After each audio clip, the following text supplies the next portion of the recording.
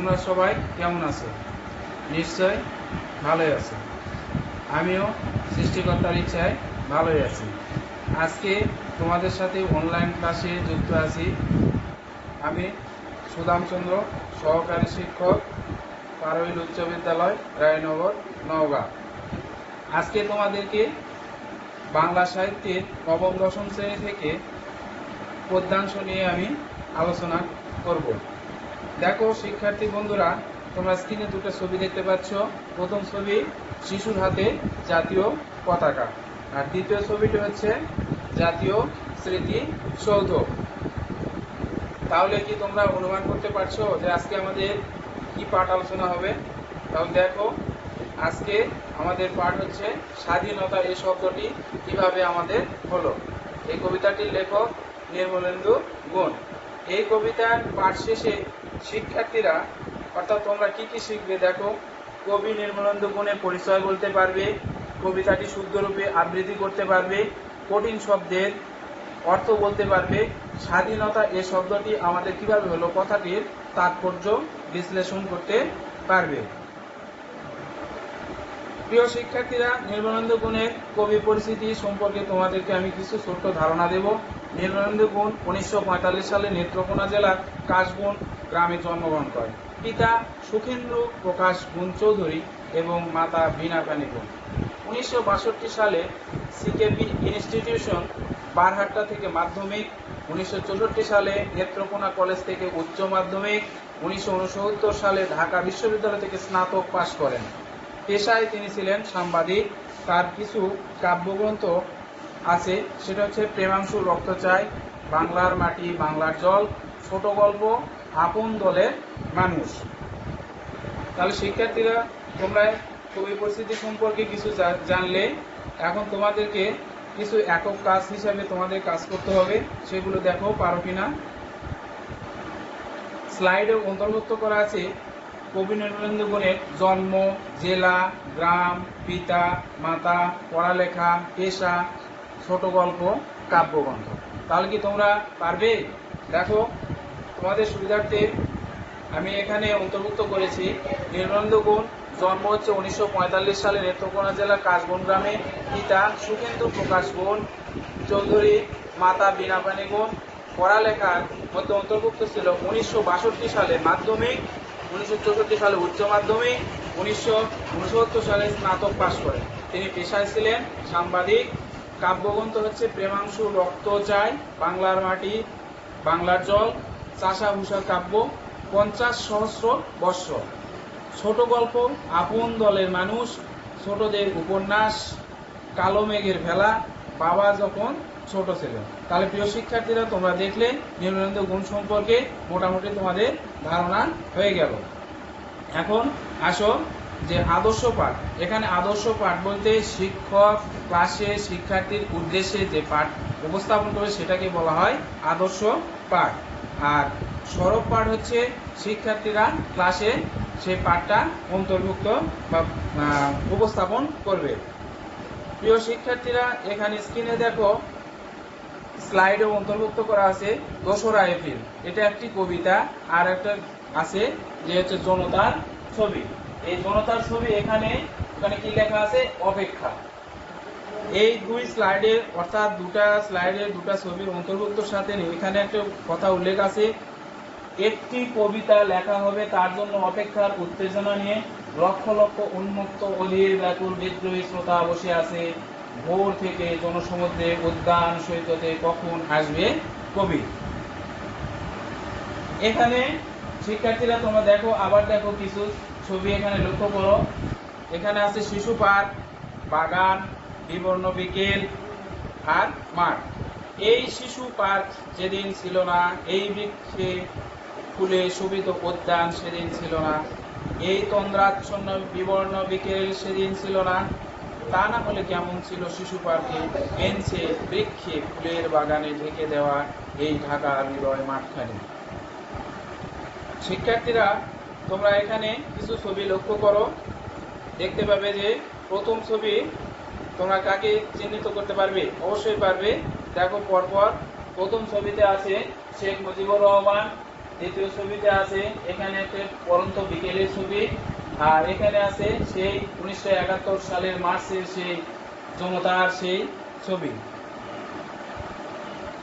প্রিয় শিক্ষার্থীরা, আর কিছু স্লাইডে অন্তর্ভুক্ত আছে, দেখো যে দুটো ছবি আছে, একটাতে হচ্ছে শিশু তার হচ্ছে বাগানে খেলা করছে, আর দ্বিতীয় ছবিতে অন্তর্ভুক্ত আছে দোলনায় শিশুরা দোল খাচ্ছে। এখানে বলা আছে, হে অনাগত শিশু, হে আগামী দিনের কবি, শিশু পার্কে রঙিন দোলনায় দোল খেতে খেতে তুমি একদিন সব জানতে পারবে। আমি তোমাদের কথা ভেবে লিখে রেখে যাচ্ছি সেই শ্রেষ্ঠ বিকেলের গল্প। দেখো প্রিয় শিক্ষার্থীরা, তোমরা যে এতক্ষণ পাঠটা শুনলে, এখন এখান থেকে কিছু আমি তোমাদের শব্দার্থ ব্যবস্থা করেছি। শোভিত শব্দের অর্থ কি? সজ্জিত।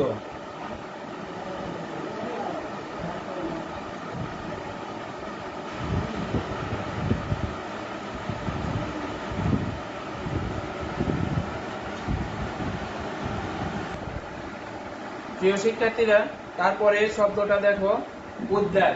এখানে উদ্যান শব্দের অর্থটা কি নির্দেশ করছে, দেখো ছবি এখানে দেখা আছে। উদ্যান শব্দের অর্থ হচ্ছে বাগান। তারপরে দেখো পরেকার শব্দ হচ্ছে দুর্বাদলে। দুর্বাদলে অর্থ সবুজ ঘাসে। গণ সূর্যের মঞ্চ শব্দের অর্থ দেখো তো পারো কিনা। গণ শব্দের অর্থ, মঞ্চ শব্দের অর্থ হচ্ছে কি জনগণের নেতা। প্রিয় শিক্ষার্থীরা, এখন তোমাদেরকে কিছু জোড়ায় কাজ হবে।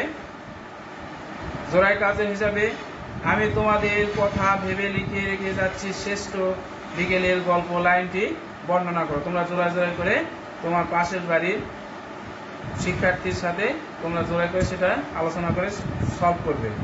তারপরে দেখো প্রিয় শিক্ষার্থীরা, তোমাদের জন্য হচ্ছে কি একটা ভিডিও ইনক্লুড করা হয়েছে।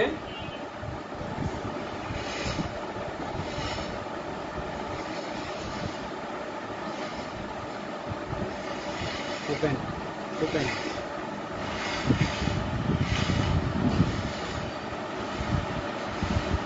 open open cursor open হয়ে যাবে, cursor open হয়ে যাবে। এই তো হচ্ছে।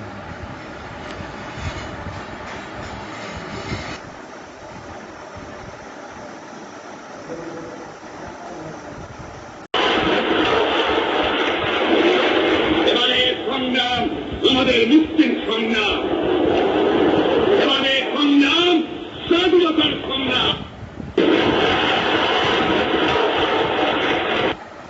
প্রিয় শিক্ষার্থীরা, তাহলে তোমরা ভিডিওটা লক্ষ্য করলে দেখো পরবর্তীতে কি আছে। প্রথমে ছবিতে এখানে জনগণের ছবি এখানে নির্দেশ করছে। তারপরে দেখো দ্বিতীয় ছবিতে এখানে রবীন্দ্রনাথ ঠাকুর। তৃতীয় ছবিতে এখানে কি দেখা আছে? সূর্য। এখানে সূর্যের চিহ্নিত করা হয়েছে। প্রিয় শিক্ষার্থীরা, তোমরা দেখো এখন তোমাদের দলীয় কাজে অন্তর্ভুক্ত করতে হবে। এবং দলীয় কাজ হিসাবে তোমাদেরকে কাজ করতে হবে যে গণসূর্যের মঞ্চ কাঁপিয়ে কবি শোনালেন তার অমর কবিতাখানি। এই লাইনটির সাথে বঙ্গবন্ধু ৭ই মার্চের ভাষণের কোন দিকটি প্রতিফলিত হয়েছে ব্যাখ্যা করো। এই ব্যাখ্যা করবো। তাহলে তোমরা দলে হয়ে অন্তর্ভুক্ত হয়ে তোমরা কাজটি করো। প্রিয় শিক্ষার্থীরা, এখন এ পর্যন্ত তোমাদের সঙ্গে যে আমি ক্লাসটা উপস্থাপন করলাম, এখন তোমাদের এখান থেকে মূল্যায়নের ব্যবস্থা করছি। সেই মূল্যায়ন হিসাবে তোমাদেরকে কিছু প্রশ্ন করা হবে। প্রথম ছবিতে এখানে বজ্র ছবি অন্তর্ভুক্ত করা হয়েছে, আর দ্বিতীয় ছবিতে পাকিস্তানি সেনাবাহিনীরা বাংলাদেশের 1971 সালে যে স্বাধীনতার সময় যে স্বাক্ষর করেছিল তার আত্মসমর্পণের এখানে ছবি অন্তর্ভুক্ত করা হয়েছে।